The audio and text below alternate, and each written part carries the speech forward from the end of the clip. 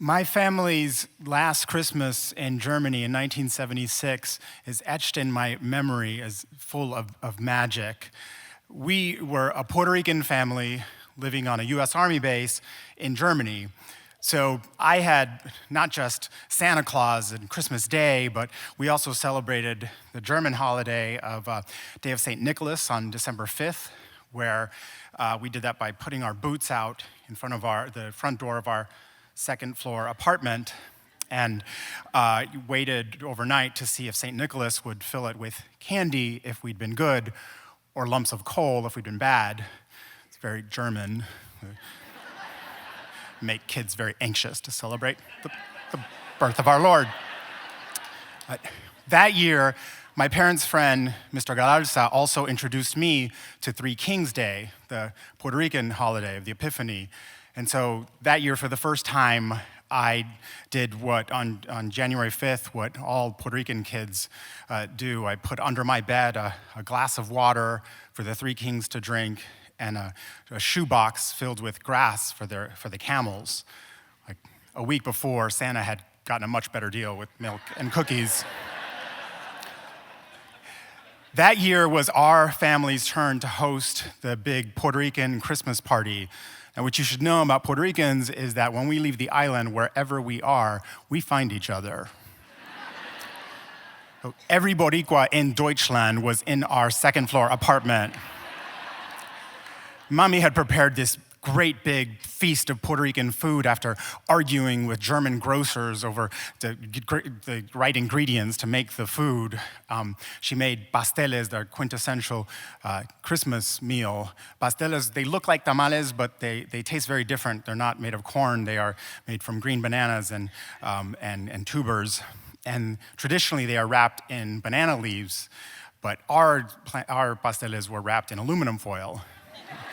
Because when you're a Puerto Rican mother in Germany, you make do.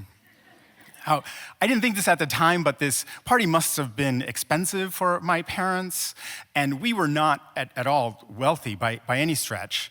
My dad was enlisted in the Army. He had just a few short years before come back from his second tour of duty in Vietnam, where he had experienced the horrors of that war on the front lines. My parents had escaped poverty in Puerto Rico when he joined the Army. But although I know now that we did not have a lot, it never felt that way, because Mommy made it her sort of goal and task always to ensure that we felt not just that we had enough, but that we had a lot. And not just at Christmas time. This all year round she did this. And this fell on her largely because Dad, because he was in the infantry, he was away for weeks at a time doing military field exercises. So it was Mommy who enrolled us for school, Mommy who bought our school clothes. It was Mommy who was called in for parent-teacher conferences. I remember when I started school, Mommy putting me on a school bus in Mainz, Germany, in a little denim suit she'd bought. I may have been 5 years old, but I knew that my bell-bottom jeans and matching jeans jacket were cool. And I rocked that look. Mommy had sewn a patch over the left breast pocket that said, "Me siento orgulloso de ser puertorriqueño," proud to be Puerto Rican, with our flag right in the middle of it. Puerto Ricans, we love our flag. I had no way of knowing that my kindergarten teacher, Ms. Robinson's only cultural reference for Puerto Ricans was most likely West Side Story. Like I must have looked to her like this little Latin tough, like in her head, she's thinking, boy, crazy boy. And I got in a lot of trouble in kindergarten, which sounds weird because who gets in trouble in kindergarten?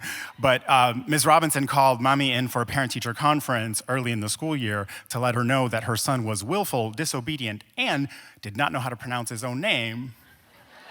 Mommy was alarmed. Ms. Robinson says, I call him, I say, Javier, listen to me, Javier, come here. And he just ignores me. Now, I had been fighting with her for a while, so when my mother explained to Ms. Robinson that she had just lost an epic battle with a 5-year-old, my worldview changed. Mommy and I laughed all the way home, and I learned a very important lesson that day. Adults are stupid.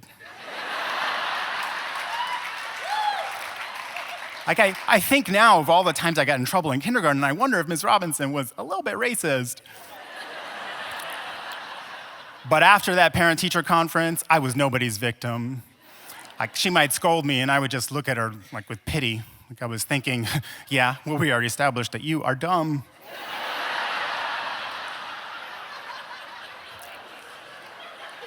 Later that same school year, Ms. Robinson pulled out a big map, and we're all Army brats, and she helped us point out where everyone was from originally in their home states. And on that particular map, Puerto Rico was this tiny little speck. And so all the other kids made fun of me for being from such a small place. When I told Mommy later, she was dismissive. No le hagas caso. Don't pay attention to those kids. You know more than they do. You speak 2 languages. You have 2 cultures. They have 1. And it was that lesson that really stayed with me forever.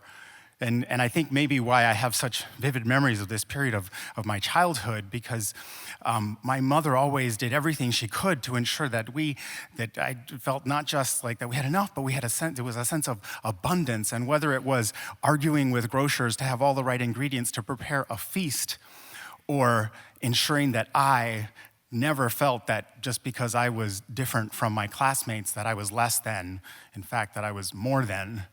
It was that sense of abundance, not, Santa or the 3 kings, that added magic to my childhood. Thank you.